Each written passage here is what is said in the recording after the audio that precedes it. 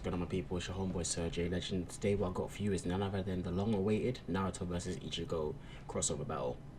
Now, for those of you who don't know, I do my crossover battles a little bit differently than everybody else. I break things down into categories, and then I use those categories to determine a winner. So, without further ado, let's dive into things. Now, for starters, let's get right into it. I'm going to be using the characters at their strongest points in both respective series. I think that's just the best time to compare them. And for that would be Ichigo at the end of the series, naturally, because he's several times stronger than anywhere else. And the same goes to Naruto. So, Ichigo that I'm going to be using is the one that we saw at the end of the series, versus Naruto, the Ashura Naruto. And I know a lot of you are going to be thinking, like, but hold on, like, J Legend.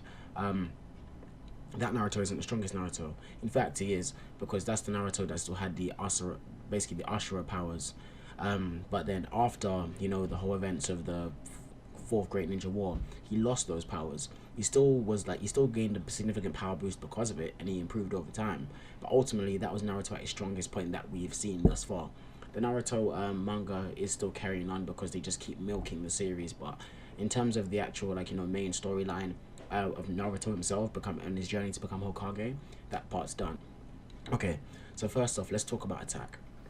Now, the way that I'm going to view attack in this discussion is in terms of destructive capacity. Now, Ichigo's best feat is when he fought against Aizen and he parried Aizen's attacks and basically destroyed mountains in the background, like quite a few of them. And with that in mind, that was just him deflecting his sword, so you know that if he actually gave it a real full swing, he could probably do some serious damage. And it's kind of a bit thrown off because when he done Mugetsu, which is his ultimate attack, which basically drained him of his powers, all it did is leave one massive slash in the ground. Like, we don't know how deep it is, we don't know none of that stuff. All we know is that it was huge. Anyways, in terms of Naruto's greatest feat in terms of destructive capacity, it could be one of two things. It can be either when he got the Magma Rasen Shuriken and he chucked it at the Shinju tree, where he completely chopped it in half, and that was a freaking thick tree. Anyways, but that's not his greatest feat in my opinion. I believe his greatest feat is when he fought against Sasuke and in the Valley of the End the second time, and basically with him clashing against Indra's arrow, which is Sasuke's ultimate technique, and he had like the Ashura Rasen Shuriken and he threw it and they clashed together, it caused one massive explosion and it destroyed the Valley of the End, like completely destroyed it. So just ripped it apart. But one thing you need to bear in mind that with this feat is that that blast was actually above the Valley of the End. And for anybody who knows anything about energy, is that, and explosions in general, is that the center of the explosion is where the most force, or basically the most damage, would happen. So basically, if you're at the center of the explosion, you're going to receive the most damage. If the further you are away from it, the less damage you're going to receive, to the point where you're going to receive no damage because you're too far away from the explosion, you're out of range. So the energy in the center will obviously explode outwards and then cause a rippling effect. So what we see happen here is that the explosion happened far above the Valley of the End. So like, we're talking like these characters are near enough in the clouds. This blows up and it destroys, you know, the Hashirama and Madara statue in the bottom and obliterates the valley below. So that means that the destructive force of that blast was capable of destroying the Valley of the End several times over. So it's fair to say that. Like, you can't even argue with that. That's just blatant physics. So yeah, so in terms of destructive capacity and what we've seen Naruto do, I would give that point to Naruto. Now I know you can argue that, you know, but that's Naruto and Sasuke. So then all you have to do is divide that in half. Simple, because like there's two people there, it's a clash, you know, their powers are equal at that point. That's the whole point of the Ashura Indra thing. The powers are relatively equal. One was a genius, the other one had to, you know, train and develop those skills and get onto that level through sheer hard work. But ultimately they end up being equals. So in terms of destructive capacity, I'm gonna have to give it to Naruto, simply because like he's shown me a greater feat in terms of destructive capacity. So now let's move on to defense. In terms of defense here, we've seen both characters, like, you know, respectively take hits and be like, you know, flung around through like rocks and buildings and just get cuts and bruises and just blatantly get punched up. Like, we've seen it. Like, you know, Grimjaw punched up Ichigo, Ukiura fucked him up. And when it comes to Naruto, he got thrown all over the place by pain. He got butchered by Madara. Like, it was peak. Like, straight up, like Naruto and Ichigo have been through hell. But in terms of the damage that they've taken, we've seen that, yeah, we could say that Naruto has more stamina and has more endurance, but because of that, but it's hard to say. because they haven't really shown me anything that shows me that, oh yeah, you know, one has superior defense compared to the other. So I'm going to go to another factor here, and this is where it's going to tie into the whole durability and being able to sustain yourself in battle, is that Ichigo's Reiatsu is like, it seems like it's limitless and it's just huge. But then the same thing is with Naruto, like, you know, with the Nine Tails chakra, his chakra reserves are almost limitless as well. But what I think determines this point for me is the regenerative abilities of both characters. And now you're thinking like, wait, they don't have regenerative abilities. Yes, they do. Naruto, especially Asura Naruto, was able to regenerate Kakashi's eye, and was able to regenerate, basically save, Guy Sensei from dying. And he pulled some incredible feats, and he brought Obito back to life pretty much, because Obito was dead. So he's been able to bring people back to life, bring people back from the brink of death, and restore an eye of Kakashi's that was lost many moons ago before he was even born. So that's a feat within itself. Now, in terms of Ichigo, but have you noticed here what I said about Naruto, sorry, before I get onto Ichigo, is that none of those feats were anything to do with himself. Now, in terms of Ichigo, he had a hole blasted through his chest by Ukiura. Now, that took out his heart. Any organ you can think of that's surrounding this like general area here was gone. It was done, toast, finished, finito. And he, although the hollow side of him took over and he regenerated, he had the hollow hole, but by the time he regained consciousness, there was no hole in his chest. He even commented and noted that, you know, wait, like, where's this gaping hole in my chest? I got blasted through the chest. What happened? Now, Ichigo's regenerative ability surpassed that of Naruto's, because if Naruto's regenerative ability is extended to himself, not other people, like he's able to heal other people in Asura form, but not himself. Because if that was really and truly the case, would he not have healed his and Sasuke's arms here when they blew off in their final clash? He would have done that, but he didn't. So in the end, I'm gonna have to give this point to Ichigo. So we got attack going to Naruto, defense going to Ichigo. Now let's talk about speed. In terms of speed, yeah, like I know you guys are thinking I'm going to give this to Ichigo right off the bat, but actually that's where you're wrong, because although it's undisputed that Ichigo is blazingly fast, in terms of attack speed, some of his biggest feats were actually against Byakuya, when he cut down all of Senbon Sakura's like, you know, million blades, when they're all attacking at him simultaneously. So with that in mind, you can see that you guys can try and work that out and be like, oh yeah, he's this many billionths of whatever seconds fast, but that's just nonsense in my opinion. When you're talking about anime characters and whatnot, like they pull off incredible feats, and that's in terms of his attacking speed. When I'm talking about in terms of speed, I'm talking about, can this person speed blitz or have the potential to speed blitz the opponent? And I don't think that's so much the case with Naruto, because Naruto is able to, like, you know, dodge the Raikage's attacks, who is lightning fast, and it's straight up, like he's been shown to be, like, you know, pretty much as quick as lightning. Like he's so fast. He was the fastest character in the series, besides, you know, Guy in 8th Gates, and Minato, and obviously Tobirama. Anybody can use the flying Rajin technique, also known as like flying thunder god, whatever it's called. Yeah, so Naruto was able to dodge that point blank by basically using what seems like his version of the flying Rajin technique. Naruto can't use the flying Rajin technique, but he was able to move at a speed, you know, basically on instincts that allowed him to be able to dodge the Raikage's punch, meaning that he's able to attain those speeds. Now, with that in mind, that feat alone, for me, far surpasses Ichigo. Even though Ichigo's got techniques such as you know, the Shunpo, where he can like basically run circles around people, and we've seen that when he was first released his Bankai, I don't think that in terms of the Asura and Naruto, I don't think the speed is going to be too much of a difference. But ultimately, I'm going to give the speed to Ichigo, because he's been shown to use his speed more. So yeah, I think it's just fair to say that, yeah, I don't think Naruto's going to have too much of a trouble being able to keep up, per se, but just because of the series, how it's emphasized how fast Ichigo is, I'm going to give that point to Ichigo. So now, we've covered attack, we covered defense, we covered speed. Now let's talk about strategy and like general battle intelligence, because that's something that's very important in the battle, and something that a lot of people tend to forget. Is that it's not always the strongest person who wins, sometimes it's the smartest. In the case of this, I'm going to use the anime Bleach as an example. Uryu fought against the Espada number 10, which was Yami, and at that time he would have got slaughtered by him if he tried to take him on head to head. So what did he do instead?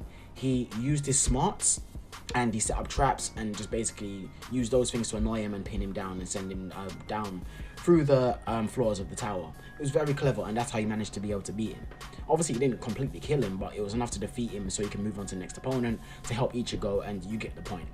Alright, so now in terms of tactical awareness and things like that, I'm leaning towards Naruto, and the reason I'm leaning towards Naruto is you need to think about the way that these characters have developed. Ichigo has always been the kind of person that, oh, you know, his general go-to strategy is, I'm going to rush in, I'm going to attack you with everything that I got, I'm going to speed blitz you, I'm going to fire Getsuga Tenshin's at you, and hopefully that's enough to take you down. And if it's not enough to take you down, I'm going to get fucked up, and then when I get fucked up, I'm going to get like a power boost out of nowhere, and then I'm going to fuck you up. Case point Grimmjow, case point Ukiura.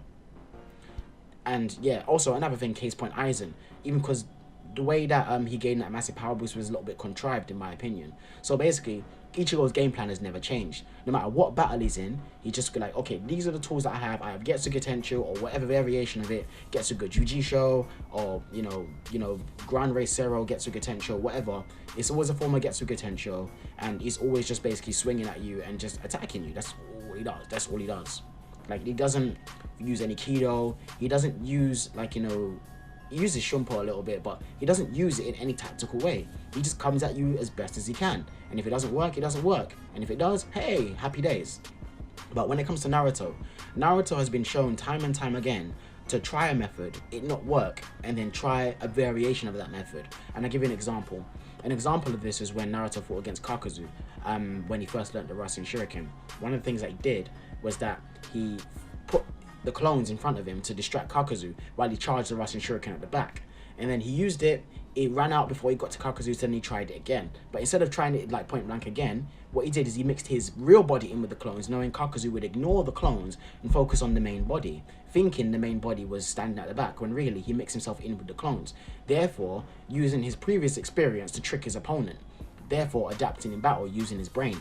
Another time that he's used his brain was that when he fought against Pain. So when he fought against Pain, you know, he used like smoke bombs, he used you know, summonings, and he used his shadow clones and stuff in very clever ways to trick and deceive the 6 paths of Pain, like the different bodies. So he also used the smoke bombs to also break their, you know, their linked vision and whatnot, so that they can't see. It was really clever the way that Naruto goes about his fights. It's like, you can see that from Naruto, in terms of a development standpoint, that he started off as this kid, yeah, that would rush in, very similar to Ichigo, and, you know, like, if my one technique that I have doesn't work, then, hey, I'm kind of screwed, you know? Pretty much same thing with Ichigo. But as Naruto grew and progressed at the end of the series, which is the Naruto that we're using for this crossover battle, you notice that he's developed in terms of like the strategies that he uses, and he's more combat savvy. So when it comes to intelligence and, you know, being able to use that intelligence in battle, I'm going to give that point to Naruto. So where are we at? Where does this leave us? Okay, so in the beginning, we're going to give attack to Naruto. We're going to give defense to Ichigo because the regenerative abilities are better. We're going to give speed to Ichigo, and we're also going to give intelligence now to Naruto. So that leaves us at 2 apiece. So what does that mean? So now there's always a category that I throw in here just to even things out. It's called miscellaneous, and the reason I call it miscellaneous is because this is where pretty much what I like to call basically theory fighting comes involved. It's what I did in my last crossover battle, and it's the way that I personally see this fight going out. Alright, one of Naruto's most prevalent techniques is the shadow clones, and we've seen, I don't believe the shadow clones are going to be too effective against Ichigo. And the reason I say that is because Ichigo's been shown to deal with, like, you know, multiple, like, in this case, projectiles. In the case of Senbon Zakura, coming at him at once, and those are millions of blades. So he doesn't really have much of an issue dealing with, like, you know, multiple enemies at once. But here's where I think things are going to get a little bit tricky for him. And I don't think it's going to be enough to defeat Ichigo in for Naruto. It's that he's going to use the clones in different ways, as, like, you know, diversions, like, you know, decoys, and, you know, like, you know, all sorts. He'll use, and you can make his clones come up through the ground, like what he did against Neji. He'll use his clones in very clever ways to be able to get at Ichigo. One of the things that's going to determine this fight overall is just the difference in power. Like, Naruto has shown by the end of the series to have, like, you know, better, you know, feats in terms of, like, you know, destructive capacity, but Ichigo seems to win in terms of speed. But like I said before, based on the feats that Naruto has given, it doesn't seem like Ichigo's going to be able to completely speed blitz him like he did against Byakuya, you know, when he first released his Bankai. I don't see that happening based on the feats that we've seen. So with that in mind, Ichigo will have the upper hand in terms of speed, but I don't think the difference is going to be so significant that Naruto can't keep up, especially with his Asura power-up. Now, will Ichigo get a couple hits in? Yeah, of course he'll get a couple hits in. But that doesn't mean he's going to get hit on the actual body. Because Naruto's been shown several times here to make you believe that, you know, you legitimately hit the real body and you, like, you know, you basically killed him. And then all of a sudden you get an uppercut come through the ground. So, you know what I mean? And another thing as well that I do with these crossover battles, because is that I have both characters have the ability to be able to sense each other's, like, you know, spiritual pressure, chakra, or whatever. I put it in a neutral universe, and the reason that I do that, because I think it'll be unfair to say that, you know, both characters can't sense each other, because sometimes in these anime and manga is that sensory abilities are the things that are used to save the characters a lot. Like Naruto has the ability to, you know, pick up you know, any negative energy or any negative thoughts or emotions within the area. Ichigo is able to pick up spiritual pressure and, you know, be able to recognize it. But Ichigo hasn't really been shown to be such a sensory person when it comes to spiritual pressure. He's able to recognize his own spiritual pressure, you know, when it feels like it's running low, and he bases it on his Shihakusho, which was shown when he was running on the through the Garganta with Unohana, back into the fake Karakura Town arc. And when he fought against Kenpachi, the only other times he's been able to notice, like, wow, there's a lot of spiritual pressure, is because A, he can physically see it, or B, the spiritual pressure at the time is so overwhelming that it actually is able to pin him down. So with that in mind, when it comes to sensory abilities, Naruto would generally have the edge, and Ichigo hasn't been shown to be one to acknowledge somebody's, like, you know, wow, this is a crazy amount of spiritual pressure. Like, he doesn't do it, and he has done it before, but he hasn't been like, oh wow, this is a lot, I don't think I can deal with this. So he wouldn't know how Naruto has distributed, you know, his clones. So he wouldn't know whether everyone he's attacking, he wouldn't know whether that's the real clone or not. And I think that's where Naruto gets the upper hand. Naruto would be able to use the clones in such a clever way that he'd be able to get a sneak attack up on Ichigo and be able to hit him with, like, you know, his most powerful attacks, being the Rasen Shuriken. And although Ichigo has better regenerative abilities than Naruto, based on, you know, his hollow side and him having full control of it, I believe that would be the thing that decides the battle. So in the end, I'm gonna have to give this fight to Naruto. So in the end, your winner for this crossover battle is none other than Naruto Uzumaki. I hope you guys have enjoyed this video. You know, let me know in the comment section below what you think, as always. If you think there's anything that I missed, you know, feel free to hit me up in the comment section below and just let me know what you think, man. Anyways, as for me, I'm your host, Sir J Legend. I'm signing out, and as always, my people, take care, peace, and I'll see you in the next one. Alright guys, as you can tell, I recorded this bit a little bit later, well, a lot later. So just a little few things that I forgot to mention in the actual breakdown that, you know, I believe it also determined this fight for me and made Naruto ultimately the winner, is this. Naruto has good control over his, you know, his chakra, over Kurama and all his abilities. He can even regenerate energy by absorbing nature energy, but whereas Ichigo now, he's never had full control of his abilities, even at the very end of the series. He had to take several hits from Yuha to basically slap his hollow side and tell it to wake up. So with that in mind, he's basically going to make himself take damage against Naruto, and we've already established that Naruto can deal out a lot of damage. So with that in mind, it's things like that that also help me determine this fight, and has made me believe that Naruto is ultimately going to be the winner. So yeah, that's just the last little thing I wanted to add on to the video. So hope you guys have enjoyed. Catch y'all later. Peace.